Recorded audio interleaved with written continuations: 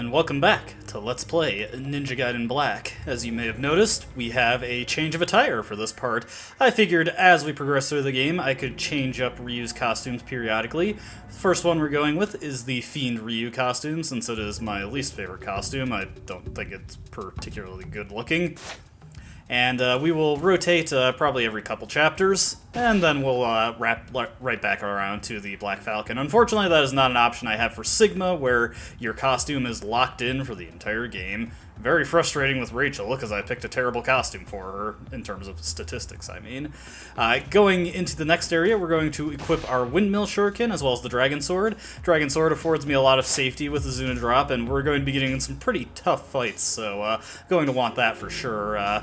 In my test playthroughs of this level, I died quite a few times, and not a single attempt was I able to retain the Talisman of Rebirth through the whole thing, so let's see how that goes this time. The most recent attempt I had, of course, I got to the boss with the Talisman still in place, and I used it on the boss, which was not the case with my other playthroughs where I had already used it at that point. Such is life. We jumped down to where that creepy guy dropped down to last time. You can also walk down here, but, you know, just to show that Ryu can do it also, we'll jump down, get an elixir of spiritual life from this chest. Coming into this area right here, you notice that little pin board back there. If you did not have the map of Tyrone at this point, either from the airship or buying it from Muramasa, you could grab it from that wall there. Kind of a weird thing. We've got a couple guys already. Let's see if I can't... Ugh. Yeah, these tight quarters, not very good for fighting in.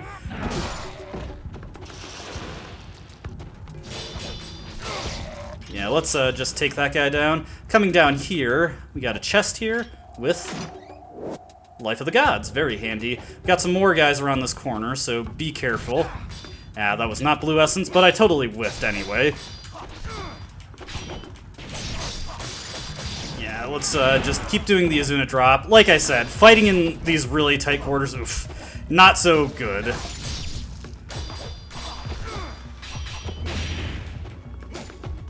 Oof. I might already lose the, you know what, let's just do this. We have it, may as well. Get any blue essence off those guys? No. Let's see. Just for safety's sake, I'm going to use one of my elixirs of spiritual life here. We'll have a chance to restock after a certain point, and honestly, I'd rather conserve the Talisman of Rebirth since it is the much more expensive item to replace, doing this already worse than my test runs. Here we've got an arcade cabinet. Now, in Ninja Gaiden Black, this is purely just for flavor text. It has no function. In Ninja Gaiden Vanilla, there actually was something you could do with this arcade cabinet. No such luck here. Now, on the counter here, we have the map of the Dworku district, so we'll be able to get a lay of the land there when we get there. Haven't really bothered looking at any of the maps at this point, but here you see, give you a pretty comprehensive look of what everything looks like. To Zarkon, just past the Great Bridge. That was that little courtyard area where we ran into a couple more ninjas and then got to the gate release for the road to Han's Bar. Now, heading out into here, got a few more MSAT guys. We want to head down this way because there's a grenade launcher guy right here. Take him out right away. Now, these MSAT soldiers, not the only people we have to worry about. As you can see, we got ninjas over here. Yeah, just keep chaining those Azuna drops together. Unfortunately, Ninja Gaiden Black and Sigma very much have a problem where you have a lot of moves, but there are some that are just overwhelmingly effective, so it's just way smarter to use them. Whoop. Get over here. Yeah, not doing so great here, but that's okay. Let's see. Let's knock this guy into the air, and we'll just charge up a UT. Want to build up as much essence as possible. I already wasted an elixir of spiritual life, so we want to get a good supply of essence going to replace that. Now, because we used our red essence, or our Nimpo, and we took a little bit of damage, may as well swing by the Xbox of recovery. That is unfortunately the only one in the game. We do not see any more throughout the rest of the game. Bit of a shame, honestly. This is, I suppose I can spoil a little bit. This is not quite the case in Ninja Gaiden Sigma, but we'll see that when we get to it. The black MSATs are still roaming in front of Muramasa's shop, but they do not aggro so long as you do not look at them. We don't really feel like fighting them. We got the Lily Key, so let's head on through here. Alright, more MSAT guys. As always, let's, in these tight quarters, just want to get the Azuna drops going. Take these guys down. Not too bad. I definitely have a bad habit of getting caught by these guys when they all crowd around me. There we go. I did actually take specific count of it. Black MSATs, when killed with an ultimate technique, fully charged one, they give 500 yellow essence. Less than half what the red ninjas give, but still a decent amount. Now, what do we got past here? Dead end? Where do we go? Well, it's a hint from Ayane. Run along the wall, jump to another wall, and keep running to reach higher areas. This is the continuous wall running technique. Practice until you have perfected it. No worries, Ayane. I have, in fact, played this game before. But yeah, that's a hint scroll you can get if you can't figure out where to go here. And it's retained in all difficulties, strangely. Hey, Life of the Gods. How many do we got? 8. We're just one short of getting a life upgrade. Spoiler, there are no more Lives of the Gods available in this chapter. Very frustrating. That's part of what makes this so difficult, is we can't get any more health upgrades. Yeah, so let's, again, standard strategies here. Haven't really showed off the windmill shuriken. As you can see, nothing too fancy there. But it does do pretty good damage. Alright, let's take this guy out. I couldn't get the fully charged one. A very awkward positioning there. If you manage to score a killing blow on the enemy with the windmill shuriken, it decapitates them. Pretty nice when you get it to happen. Alright, heading around this way. We now find ourselves on the other side of the 3 red gates here, and the lever to unlock it. So now we have quick access back to the Tyrone Clock Tower Plaza, and thus we can get back to Muramasa. This is not the case in Ninja Gaiden Sigma, where this door was removed for some reason. Let's just make our checkpoint here, since conveniently we also have a save point at our disposal, and continue on our way. Up these stairs, we're gonna pretty immediately get into more fights, as you would expect. Always prioritize taking out these grenade launcher guys. They are serious trouble if they catch you in those grenades. They do tons of damage, especially at this point where, as aforementioned, we don't have any health upgrades. Now, our only option for buying supplies at this point is, in fact, the Muramasa shop past the red door back in the Clock Tower Plaza. So, the further we get in, the further we have to backtrack to actually buy anything. So, that's why I'm kind of apprehensive about using my healing items. But, doing so good so far. That's the extra nice thing about the Azuna drop, is that it does enough damage on impact to kill the white MSATs immediately.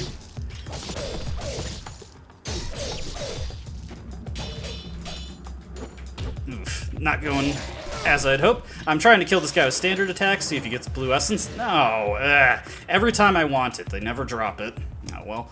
Now, coming this way, the reason we came this way is to get this chest here, get another themed key. This one's the key of the Pegasus. And I didn't draw attention to it, but we passed by a locked gate going through the red door that had a Pegasus symbol on it. Now, we want to run on this wall here, and see, another golden scarab. One of the trickier ones to get that we've come across at this point. Very easy to fall and screw up if you're not too used to the platforming in this game, which is pretty likely on your first playthrough. We're not going to get enough golden scarabs in this chapter to get another reward from Muramasa, but we're going to be pretty close by the end of it. Uh-oh. Okay, oof. That got a little dicey there. I still have to be careful, because another spin cycle will take me out. Oof. Alright. Oh, there we go. Yep, I expected it. That's okay. I'm not too upset about it. I don't like relying on those things anyway. But yeah, don't be like me. Just use those if you have the or no, not use those. Use your healing items if you feel like you're in danger of losing your Talisman of Rebirth. As I've mentioned several times, Talisman of Rebirth, most expensive item to buy in the game, 25,000 yellow essence. That'll be easy to get back later in the game, but right now it's a pretty hefty investment and not really worth it. Going through the Pegasus gate here, we got another lever. We throw this one down. Get a bit of a drawn-out cutscene here, because we just dropped the drawbridge. But this will allow us to get into Dworku proper. let's get on our way. The guys who were in the drawbridge square will have respawned at this point, so I'll take them out. Let's see if we can't... Yeah, we'll focus on taking out the grenade launcher one. And then I will take out the black MSAT, see if I can't get some blue essence off of him. Whoop. Oh, never mind. The impact from the Azuna drop killed that guy. What I was hoping to do was hit him with a UT to get another 1,000 yellow essence. Always want to be building up our funds at this point. Now, on the other side of the drawbridge, we can throw this lever to bring it back up, but there's no purpose to do so. No enemies try to cross it to get to us or anything. The reason that lever is there is for a kind of silly reason later. But hey, we're on Drawbridge Hill, and we are in Dworku now. Another save point, relatively close to the previous one, which is why I didn't save when I passed it. Yeah, I know it's not terribly exciting to watch me spam Azuna drop over and over again, but it really is our safest option at this point. Ooh, that's not gonna kill. Yeah, if you catch these guys in the air, that screws it up. We'll just hit him with a standard one.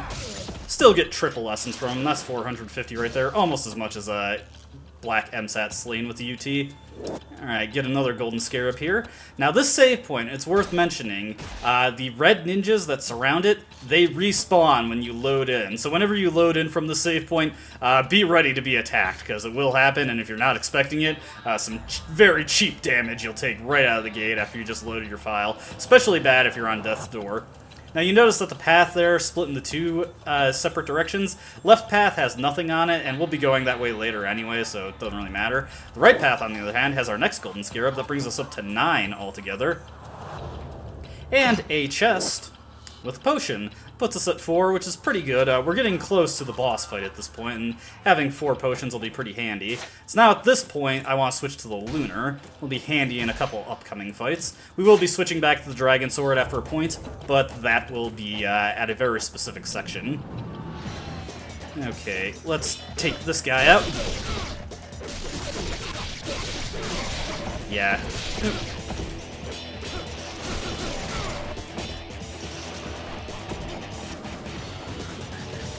Oh, that was screwed up.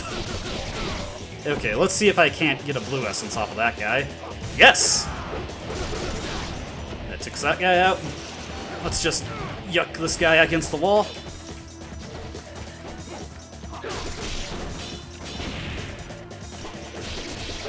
There we go. Yeah, XXY, very powerful move. Very effective if you make good use of it. One thing I should be doing more often is trying to get proper counterattacks on the red ninjas there. Most of their attacks are blockable. The only attack that is a genuine guard break at all times, well, of course, there's the exploding shurikens, and then there's the final hit of their 4-hit combo. That guard breaks you. Everything else can be countered with impunity. The main counter they have to that is, of course, their over-the-head throw, where they just leap behind you and stab you. Coming into this guy attacks us right away. Screwed up the counter. Alright, so we got 4 ninjas here, which is a bit of an unusual situation for us. Gotta be very careful here. Come on. There we go. Trying to bait those counters. Whoop. Guy caught me rolling.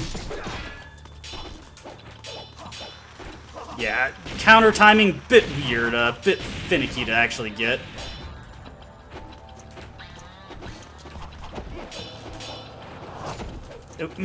Let's see. Uh-oh. Yeah, we're in trouble here. Let's use an Elixir of Spiritual Life. This is a very tricky fight if you don't get your counters just right. Ah. Yeah, I am doing horrible on my counters here.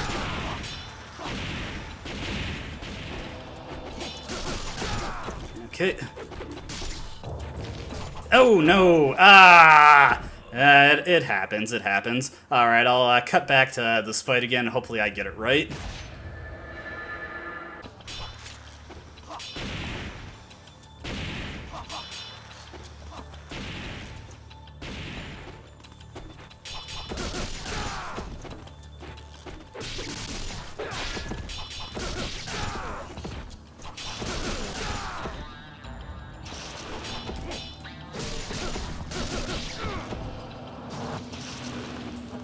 Oof, red ninjas, man, they are no joke. Alright, heading into the side alley here. Get a blue essence to help top me off after that fight there. I did that pretty horrible. And of course, we got more red ninjas over here. So let's take this a little bit more slowly. Fortunately, only 3 of them this time. Ah, but I'm still doing bad. Yeah, fighting in these cramped alleys is very difficult. Oh, jeez. Oh, there we go. Alright, I'll come back again. I was feeling pretty good about that one, too. Oh, well.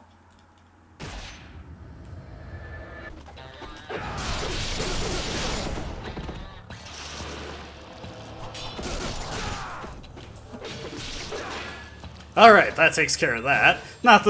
Not exactly the most style way to do it, but hey, it gets the job done. You know what, just for safety's sake, I'm doing better on Elixirs of Spiritual Life than I was expecting, so we'll just use one right there to top ourselves off, because it would really stink to just take an errant hit and be sent very far back. So, reaching the end of this area here, we reached this inner clearing of the monastery, but it doesn't look like there's anywhere for us to go. However, the gate locks behind us after we go a certain distance in, and of course we get attacked by MSAT, who was surprised. Not me. However, this fight does not last very long. As soon as you kill 2 of these guys, you just have to kill 2. Ryu also becomes invincible once that happens, funnily enough. Ooh boy, we got dinos here. These guys have an official name, it's like Gellus or something, but I usually just call them dinos or dinosaurs. They got dino DNA. But yes, these are the first major fiend enemy that Ryu really fights. If we were playing on very hard mode, we actually would have fought a couple of fiends at this point. These guys are very simple to beat, though. That bite there, very damaging. Try not to get caught by it. Just roll out of the way. But as you can see, I'm doing the XYX combo, or the XYY combo, rather. Yeah, trying to explain myself there, I get caught. Roll out of the way, X, Y, Y. Does very good damage. Ooh! About 7 of those will take these guys out. This is actually going very poorly for me. Unusually so. Luckily, these guys have very high chances of dropping health, so that's a bit helpful there. Ah, jeez, these guys are really crowded up. This usually does not happen. I will say, this is by far the worst run of this level I've had so far. Figures it would be the actually recorded one, right? Fire attack is a bit of an awkward hitbox. Just stay out of the way and you won't get hit by it. Of course, that guy didn't drop health. Oh well. Yeah. Just be sure to time your rolls very carefully there. It's very easy to get caught by that bite attack. That was actually way too close.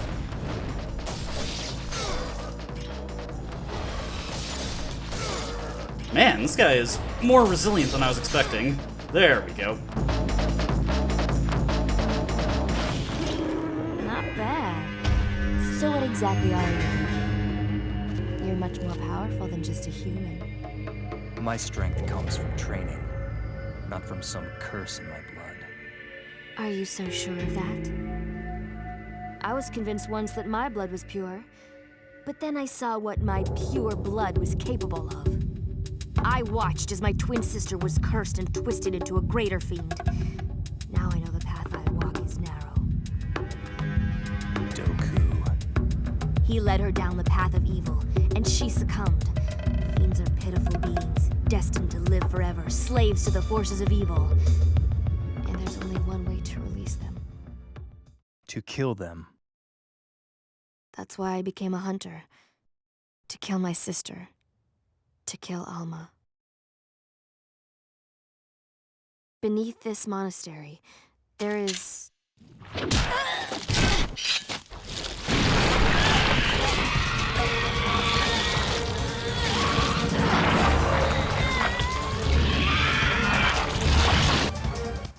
In her very first cutscene, Rachel one-shots a fairly tough fiend-type enemy. In her second cutscene, she immediately gets vored by a tentacle monster. Very unfortunately for Rachel, in Ninja Gaiden Black, this second cutscene pretty much sets the tone for the rest of her appearances in this game. Yeah, Rachel is not nearly as cool as she'd like you to think she is. At least she's playable in Sigma, I guess. Gonna take a quick opportunity to heal ourselves here. This boss is Hydrucubus. He's relatively easy, but he can hit pretty hard. Now, as you can see, we've got enemies over there, as we do in most boss fights. These are greater imp fiends. These guys can be very dangerous, so I want to actually get as far away from Hydrucubus as possible, take these guys out first order of business. Alright, very good. Now, to actually damage him, we have to slice his tentacles off. So to do that, we'll... Oof, that was actually pretty unlucky. We'll Flying Swallow in, cancel it with Windmill Shuriken, do a Y to drop down. As you can see, he can spit gunk at us there. It's pretty damaging if you get caught by it, so be careful when you're a distance from him. Do another one. Alright, now, real quick, we want to equip the Art of the Fire Wheels. This is the one fight where one of the few fights where Art of Fire Wheels is really, really good. Let's cast that as soon as we get control back, and use an ultimate technique, do tons of damage here. If you get this just right, you can kill him in just 2 cycles.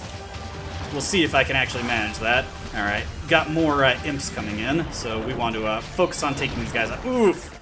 Okay, definitely want to use an Elixir of Spiritual Life there. I do not have the Talisman of Rebirth, so if I get caught by another one of those... Oof. Oh god. Oh, whoa, whoa, whoa. Okay, use the Great Spirit Elixir there. Not too concerned about using up my items here. Let's get the heck away. Hydrucubus was closing in, giving me very little breathing room. There we go. Yeah, these guys, very tricky. Their most dangerous move they actually have not done yet is a slide kick. Oof, come on. As you can see, this fight is not so great on the frame rate. There we go, decapitated that guy. Got one more inbound. Ooh, whoa, whoa. Yeah, let's just take this guy out, and this will put the fight back in our favor for sure. Let's see, what did that guy drop? Just a yellow essence. Okay. Same order of business as before. Want to do the Flying Swallow, cancel with the Windmill Shuriken. Regular Shurikens work for this, but the Windmill Shuriken actually does some amount of damage to him, so that's why I prefer it. Alright. Let's just do this. Okay.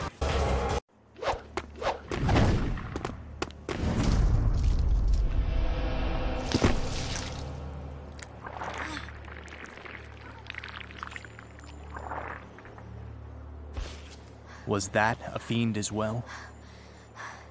I've never seen one like that before. Something strange. So many of them.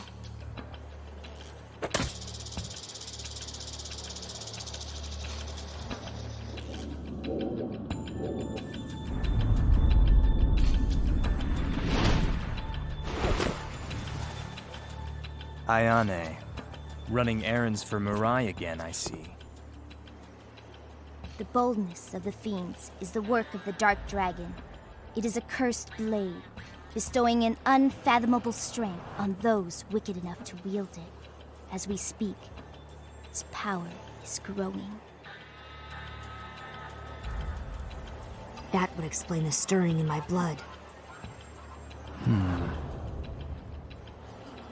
Blood. It dominates all humankind, assisted by the power of the fiends. Ayane, take care of Rachel. Understood. Ryu, I've heard there's a hidden path under the monastery that leads to the Emperor's palace. Dworku will also be there.